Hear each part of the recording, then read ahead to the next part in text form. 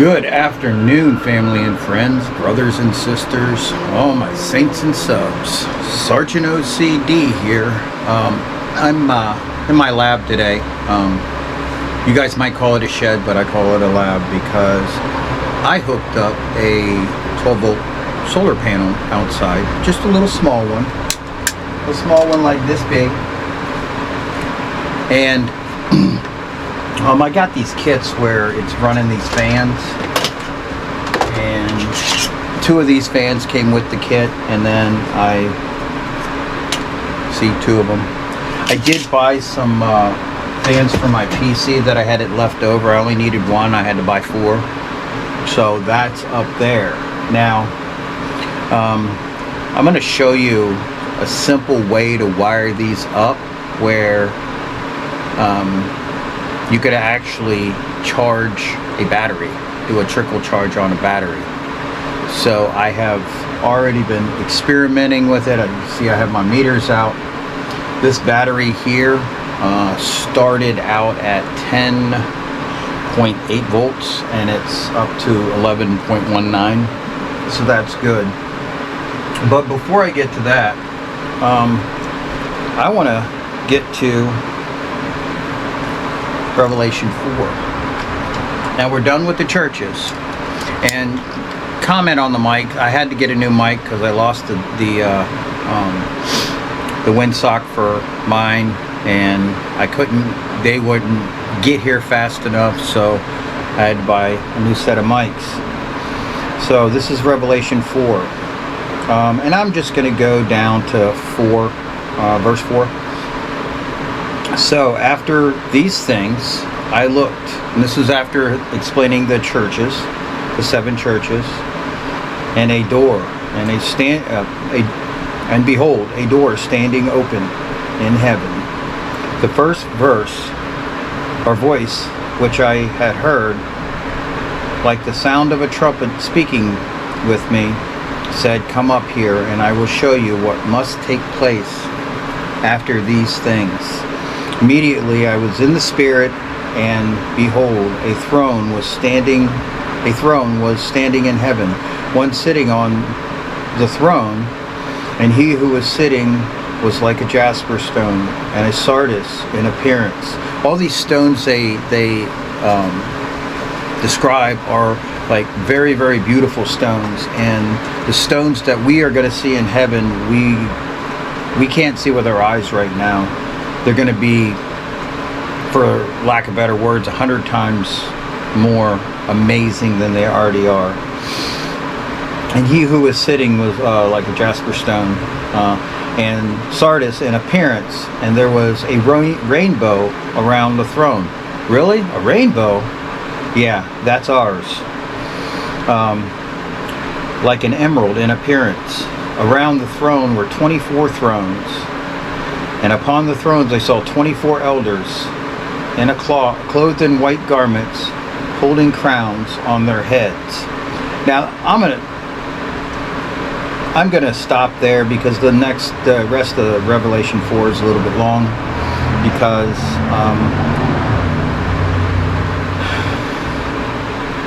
I don't know what's going on, but I've been having a lot of problems getting videos out. I did do a video last week with weapons in it, and I did mention my suicide prevention coalition, and it didn't get flagged, so that's good.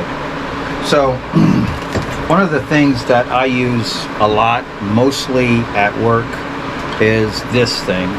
Now this is obviously a solar panel. I could charge my phone right on it. It's also got, so I could charge it out in the sun, and it's also got a couple cords, a USB-C iPhone and a USB-A. So I'm really no stranger to solar. And then how I power my camera a lot of times out in the field is I have this big solar charger. And I've had these things for a couple of years, and they're still doing well. So today, let me refocus this camera, but I also want to show you the use of a diode. and a DC to DC converter. Now, you know, I know that I go out into the field and I do all kinds of bushwhacking stuff, but that's not where I came from. I came from the electronics world, from the Air Force. I was a communications specialist. So we went down to component level, so I know how all these components work. They just swap out boards nowadays and modules and stuff. So we used to fix circuit cards all the time. And later on, you know, when the digital age came out, I was replacing chips with a paste station. So, you know, I am no stranger to low voltage or even high voltage now, since that's what I work in. I'm gonna just go ahead and refocus this camera on my board here, just to explain it a little bit, and we're gonna hook up power to one of the devices here. Now, I already hooked up some diodes, and I'm going to explain those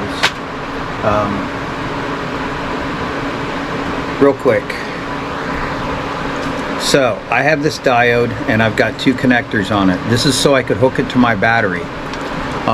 So I have a battery from my lawnmower, which I actually use to power a boat motor.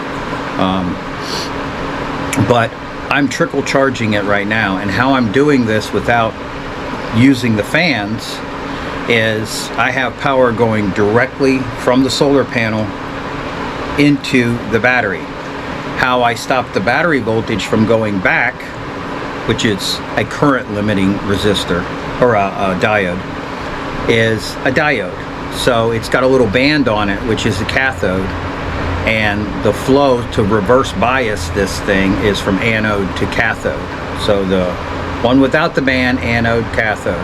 Okay, so when I hook this up, all it's doing, it's blocking all the voltage going from the battery, and then all the voltage from the current, really, from the solar charger or solar panel is going directly through, and nothing's backfeeding. So that's basically what a diode does, a Zener diode, not a regular one, okay? So I just wanted to show you that. I made this one first just to use voltage, use my power from my battery to power my fans, just to see if it'll work, and then I reversed it. So this is my little test fixture, and basically what I have here is this white wire, and this blue wire is coming from the solar panel. These are all jumpered together and they're green, so this is my ground bus right here. This whole thing is ground, okay? All my black wires are ground. All my hot wires are red. So a good rule of thumb, if you have like a blue and a white, always use your white, your lighter color, as your positive. So what I've done here is directly to this one, and this is going directly to the battery through the diode. Okay, you get this guy out of the way, so that's this one only. We're only going to concentrate on positive because you hook everything to one ground bus. So what I did here is I made a jumper here, so there should be 12 volts there.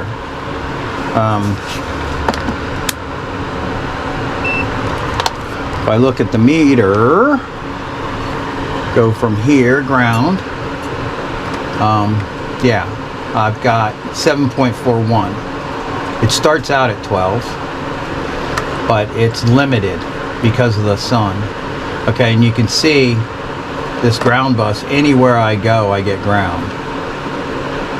Okay, so this is going through here, and my fans will work, but one of them won't light. So this power right here is going through the switch to this power line, and this line right here, one side's connected to the ground bus and the other side's connected to one of these fans, wherever I put them. Okay, so I turn them on and my fans actually work. Let me get you up there.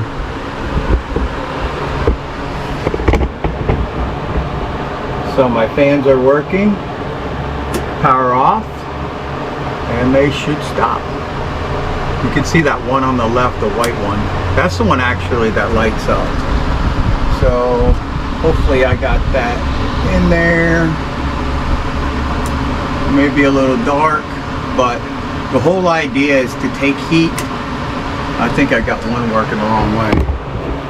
To take heat out of that room and put it in this room, because I have a wood stove in that one. So what I'm going to do now is I have a USB cable, and I'm gonna hook power up to this. So positive and negative, right? So let me pull this back a little bit real quick. Focus it down on the bench. So everything I do it with these type of spade connectors.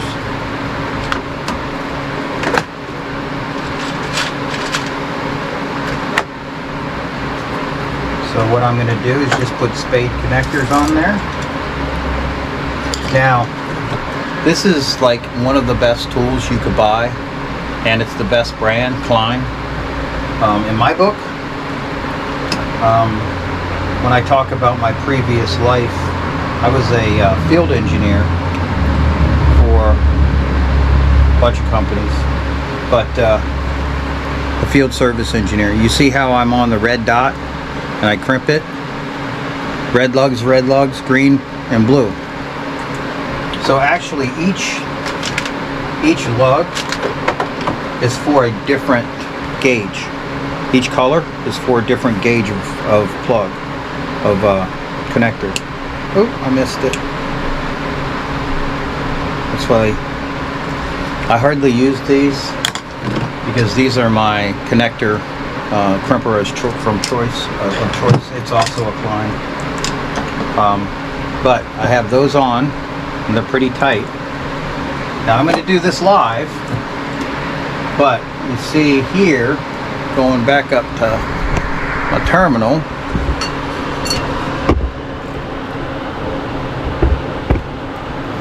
I've got to open one here that I didn't use.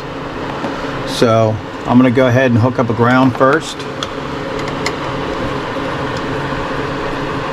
And good luck finding these terminal blocks. That was just my meter. Got a little alligator clip on there. I'm still trying to find all my electronic stuff. When I basically lost my mind, I kind of threw it all in a box, or mini boxes. So I've got that wired hot. This is going here, power in, and then, so you saw it was about 7 volts, so it's going through there, right? Through this jumper. So it's about 7 volts before. It may power this, it may not. This is for a motorcycle or a vehicle. So let's see how much we have. We got about 6 volts coming in now. It may power it, but I'm going to go ahead and hook up. Now I could tack this right to the wall if I wanted. I'm going to hook up a USB cable. Now, let me explain this to you. The more I add to this, the voltage is going to stay the same. The more current draw, the more load you put on it, the more it's going to draw current. So I can't find my ammeter, but I can use one of these multimeters as an ammeter. I'm going to try to use an old one because I hate blowing them up. Turn this one off. So I'm going to go ahead and plug this into my charger, and let's see if it starts charging. Now, this is a 12 volt in, 5 volt out. So when I plug this in, you see this green light and the rest of the lights. So I am charging this solar charger, or this solar charger with a solar panel. I have nothing hooked up to this. That's why I love solar power so much. It is just the coolest. Now, since I don't have a load on this, it's not drawing any current. Let's go ahead and check our battery. My lead fell off. I just kind of got it through a bolt here. Looks like it is... Let's see if I can get it to stay on there. I should have used clips. Now that one came off.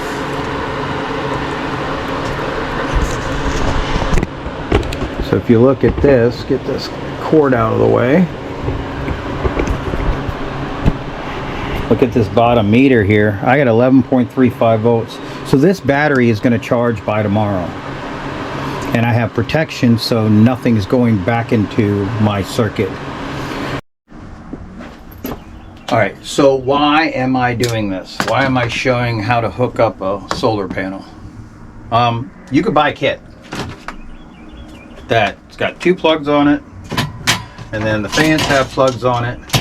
But if you don't understand wiring, it's not going to really do you any good except for run fans. I started building this shop when I came back from Uganda. People there, they have, well, less than nothing. They run off of claimed water out of a river, and then they bring it back to their house, no running water. They run off of solar power. So one of the houses I went to, they had 2 solar panels, 12 volt, and they put them in series to make 24 volts. But what that does with your current is it cuts it in half. So what I wanted to do is I wanted to come up with a low voltage solution that all they had to do is plug it into their current grid, their current panels, and it didn't draw that much current. So what charges the battery is current. Like I said, voltage stays the same. It's a 12 volt battery, and what charges the battery is the current. When there's no load, it'll charge the battery faster. When there's a load, obviously slower. So when I had this out, and this will take about an hour to charge, this unit here, and it lasted us all night long. Why? We were using 5 volt. The load was 5 volts and it was low current. You know, if I would tried to run, you know, like a grinder, I probably would only get about 15 minutes out of it. But that's not what this is for. It's for an emergency power, and it is a 24 volt system. So 2 panels, 2 separate panels in series, 24 volts. Now, why would you put it in parallel? I'm glad you asked. So I'm going to put this panel in parallel with this. So I'm still going to have a 12 volt system, but I'm going to double my current. And when I double my current, my batteries are going to charge faster. So do you want to keep your lawnmower battery on a trickle charge? And, you know, maybe you have, like I do, I have 3 batteries, but I have 2 chargers, and I have to keep switching, and I don't want to switch. So this one's going to stay on this charger. And when you do hook this up, make sure you use at least 18 gauge wire. You notice your jumper cables and everything else, that's more of I think it's a 2 or 4 gauge wire. It's maybe a little higher. But my point is that's what takes the current, is the size of the wire and also the length, because you're dealing with DC. You're going to have voltage drop on your lengths of cable. That's why I went from point A to point B. Now the cable that I put on there, this blue and white cable, it is at a higher gauge, which means it is 20 gauge, and I ordered 18 gauge. My next project is one of these. You know, these are $150. When the battery goes dead, what do people do? They throw them away. Why not take it apart and change the battery? So that's what I'm going to do next week. But you see how easy some of these things are. I mean, I don't expect you to have terminal boards like this. I mean, I've been an electronics nerd for a lot of years, but it was very simple for me to hook up power and then add a switch for the fans, and you know, make a trickle charger for my battery. Anyway, these are skills I want you to learn. You know, sometimes we might have to do things on our own. Sometimes we won't have the outside world to depend on. So we need to learn skills like this to survive, you know. The more skills you know, the better you will be in a community. The more resourceful the community will be with your skills. And I try to teach these skills to everybody. You know, this is basic low voltage stuff, you know. Now, my first year of electronics, was I hooking a diode to a battery? Not really. But I didn't really have to. But knowing these skills are going to take a long time if you don't work at it now, you know, to learn a little bit at a time. So with that, I'm going to say stock up on everything. You know what it is: food, water, ammo, gas. Invest in a solar power system. You know, this is just a little panel. Imagine if I had a big panel back out there. I will eventually. I'll have 2 big panels out there. My goal is to put them on every building and have a DC system in there and run an inverter off of that. We'll convert DC to AC, just like this little block did. It was DC to DC, 12 volt DC to 5 volt DC. Run an inverter off of there, and then I could have power in every building. Anyway, God bless you, take care, and I'll catch you all on the flip side.